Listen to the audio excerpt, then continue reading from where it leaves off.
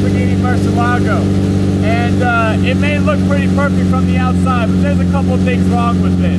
Now, the beauty of picking up your endgame dream car is that you actually have the mindset, dedication, and determination to want to make it perfect. That is exactly what I was committed to do for this video. Everything from struts, new tires, new head unit, window tint, all of that will be covered all in this one video as we check off all the boxes of little itty-bitty things that I needed either fixed or added to this car. So strap in and enjoy.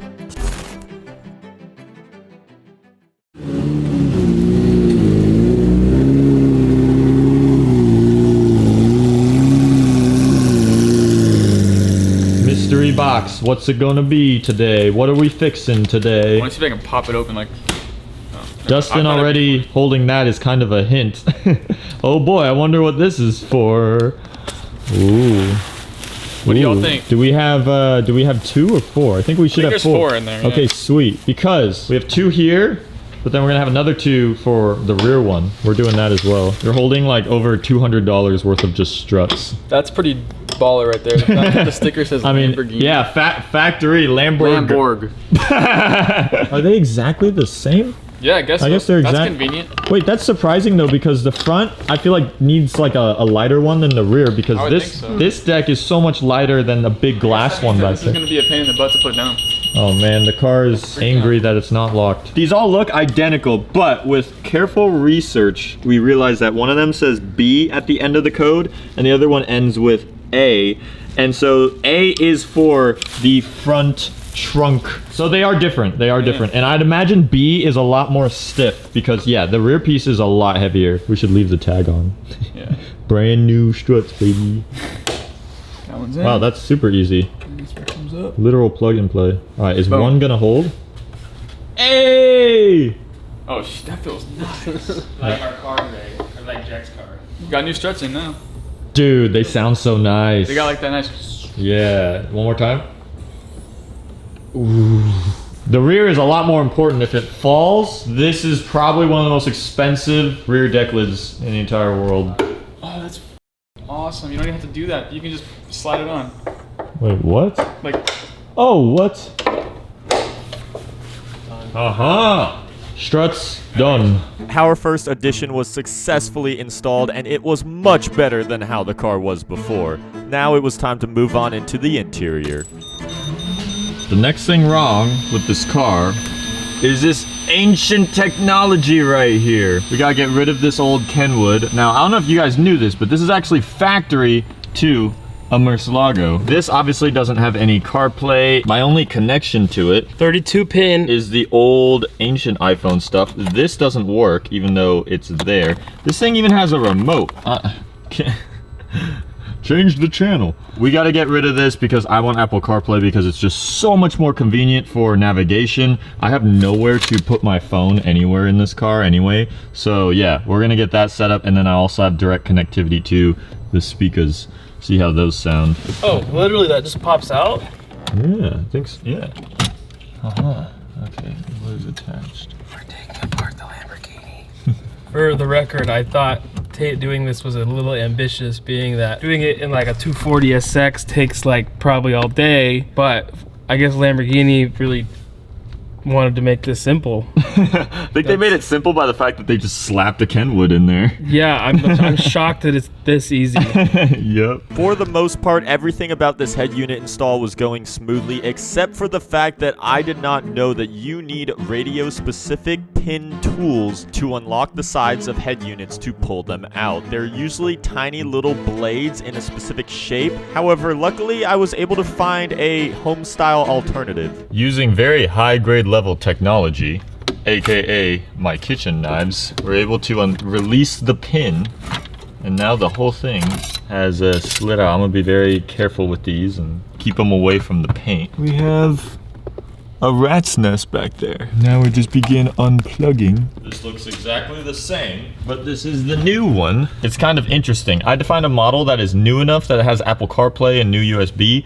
but it's also old enough that it still has the same old like 10-prong plug-in right here that this one does. That way this should be a direct plug swap. We're about to find that out for ourselves. But yeah, I mean, they do look identical. We got a little bit of a switch up on our volume buttons right over here. No more not working. But yeah, apparently this is discontinued, or I had to buy a used one. This is the Kenwood DDX6905S. So anyone watching wants to do a Murcielago Kenwood mod, try to find one of these. We did all of the attachments, so we actually cleared a lot of wires out. Test a moment of truth. Oh, it works. Okay. Oh, we have live. Charging. That's a good sign. Okay. We got the non-copyright. We got music now. We got Apple Maps working. That's the last thing that really matters. So now we just gotta slide it back in.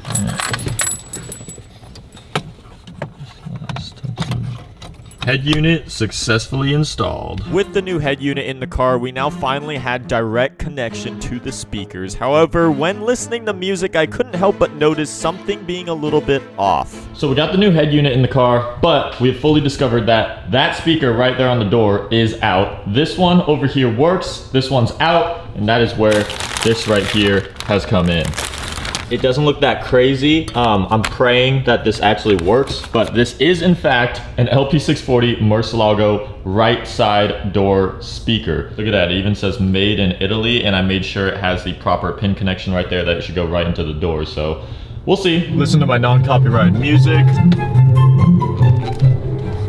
And there's nothing coming out of this one.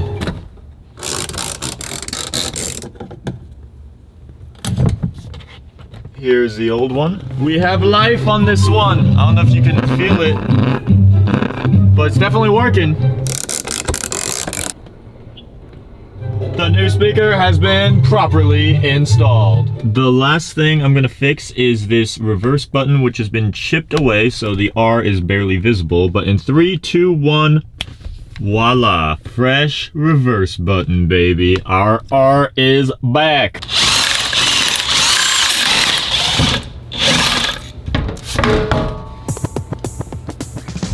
This was probably the most important addition. The two front tires that came on my Murcielago when I bought it were from 2014. They were definitely dry rotted, and I of course knew this when buying the car. But if any of your tires are this outdated, that is a driving hazard. That is one of the lead contributing factors to the reason why most other exotic cars have crashed. Now, while being tasked with this errand, I took it upon myself to see how practical and good the Skyline could be as a utility vehicle to swap tires.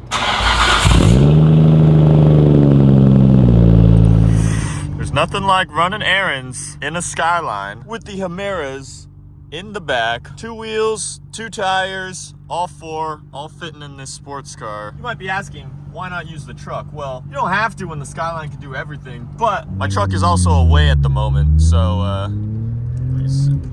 ow. Yeah, the tire's kind of in the way of second, but it's all right, we make it work. You know, an underpass. Woo! Because these wheels and tires were from the fronts of the car, they were surprisingly super easy to get mounted on, and I didn't have to give Nikolai any hassle. Look at that, fresh Pirelli rubber, and this sure beats having a 2014 dry rotted tire on the car. I hate Euro lug bolt cars. There is no place for the wheel to rest. There are no studs for it to sit on.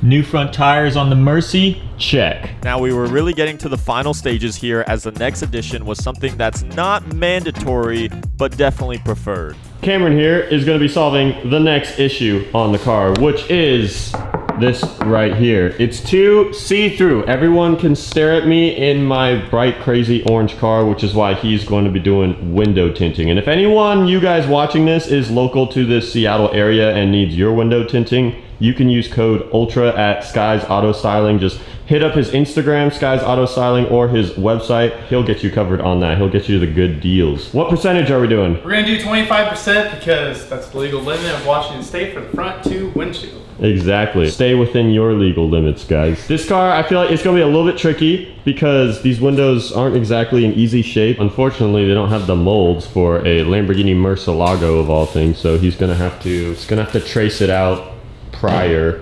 And create our own. Yeah. You see how the water is kind of flushing out? Yeah. But now we have to get rid of these fingers. This is what makes the curve. How we can do curves. And you want them to zigzag like that. Push them down. Boom. And it's just gone. Yep. And you just keep working it out. Boom.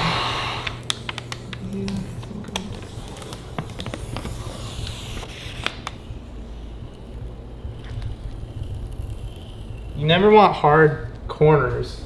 So you grab your finger, you roll your finger a little bit so it kind of rolls. It's not sharp.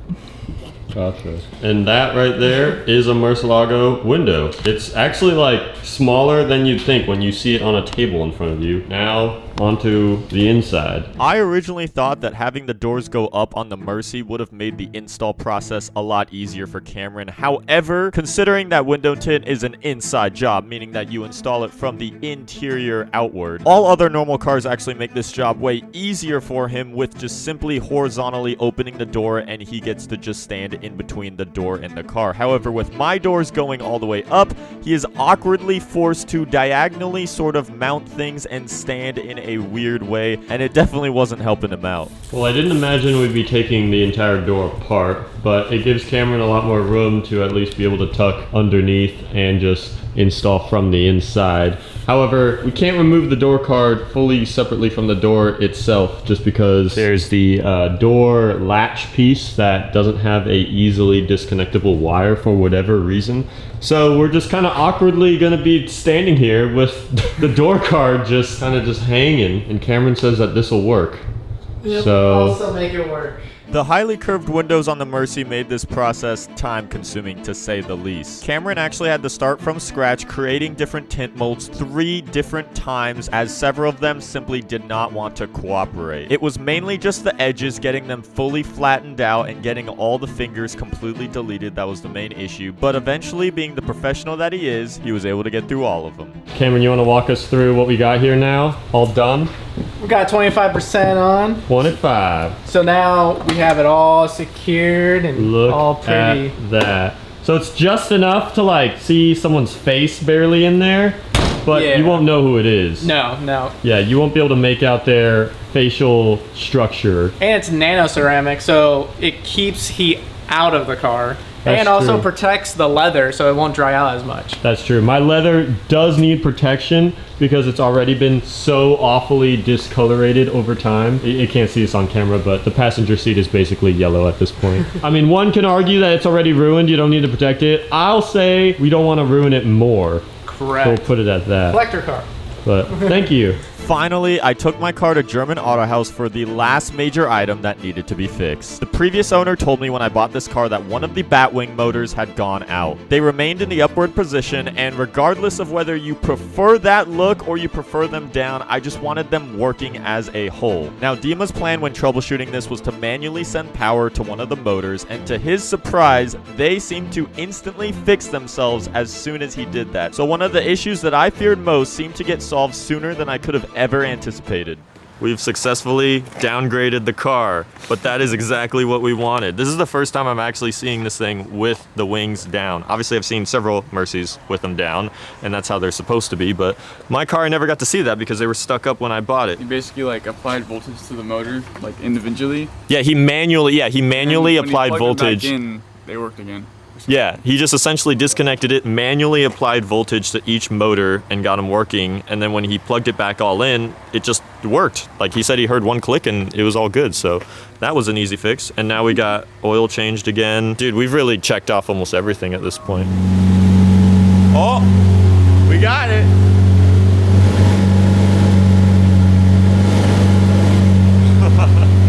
I guess turn it off, see if they stay up. Yeah, I guess it's that simple. Weird. I'm confused because when, like, oh wait. Oh, they're coming back down. Okay. That does explain it. So, what I was literally about to say was I'm confused because Nate would tell me in his Murci that he would have to do some procedure to like make sure they stay up when you turn the car off. It does default to going down, but that means that it's working properly, which is good. So that's all I care about. Yeah. They go down that slowly? Huh? Go that slow? Yeah, they're not like they're not freaking. It's not as cool as it you may think, but they do work. We do have working wings. I mean, yeah, it's a true Batmobile now when you have working bat wings.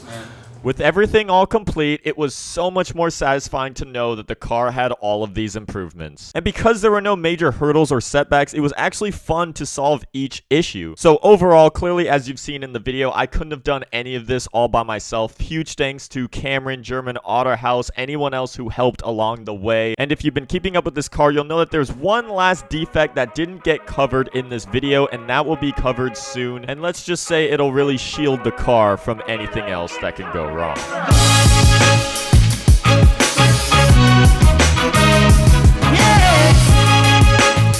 want to try this?